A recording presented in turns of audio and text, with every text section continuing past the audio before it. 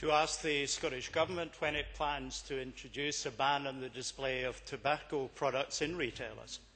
Robson. I can confirm that the Scottish Government remains committed to the introduction of the display ban.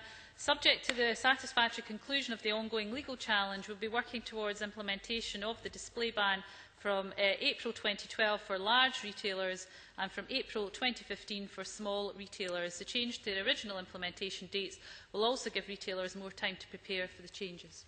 Mr Stevenson.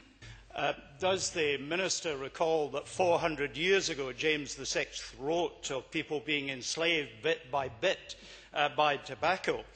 Does she share my utter contempt for a company that kills thousands of people every year who are delaying the implementation of this ban? Does she agree that it is important that no new addicts sign up and that young people are protected from the evils of tobacco? Minister. Can I thank the member for his question?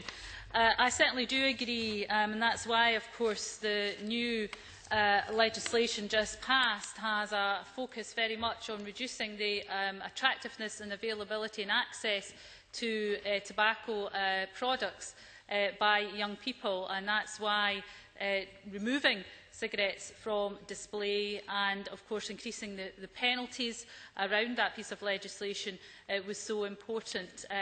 And I remain hopeful that we can continue to build on Scotland's journey towards becoming smoke-free. We have come a long way from where we were, never mind all those hundreds of years ago, but even 20 to 30 years ago, about the acceptability of smoking in Scotland, and I think that is something we should all welcome very much indeed.